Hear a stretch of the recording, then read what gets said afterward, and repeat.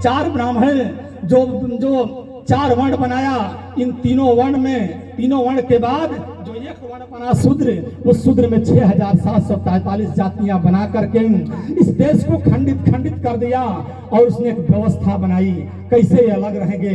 व्यवस्था बनाया कि ये जो शूद्र समाज की 6743 जातियां हैं, ये कैसे आपस में बटी रहेंगी।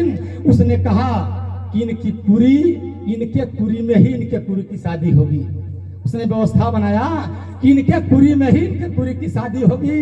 जैसे उदाहरण के तौर पर हम चमार हैं कलौजिया, तो कलौजिया चमारे का बिया आज कलौजिया चमारे में होई, नोना चमार में ना होई। अहिर अगर ग्वाला है तो ओकर बेटी का शादी ढढ़ोर घरे ना होई, ढढ़ोरे का ग्वाला घरे ना होई। इस तरह से कहकर 6743 जातियों में बांट दिया। और हमसे जो ऊपर तीन वर्ण हैं, ब्राह्मण क्षत्रिय और वैश्य, उनको कहा कि तुम्हारी शादी तुम्हारे कुरी में नहीं होगी। तुम्हारी शादी कैसे होगी? ब्राह्मण की शादी पाठक के घर होगी, पाठक की शादी द्विवेदी घर होगी, द्विवेदी की शादी चतुर्वेदी घर होगी, चतुर्वेदी की शादी उपधिया के घर होगी, उपधिया की शादी तिवारी के घर होगी।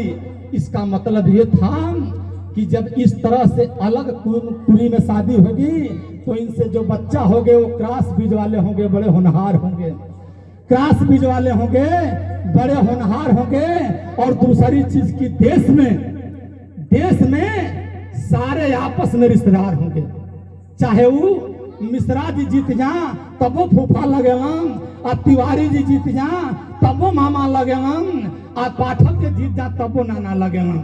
मनो केहू जीत जाइए देश में तो कहीं से ना कहीं से हमार काम, लोग कहना यही कि हमार काम बनता, अब भाड़ में जाए देश।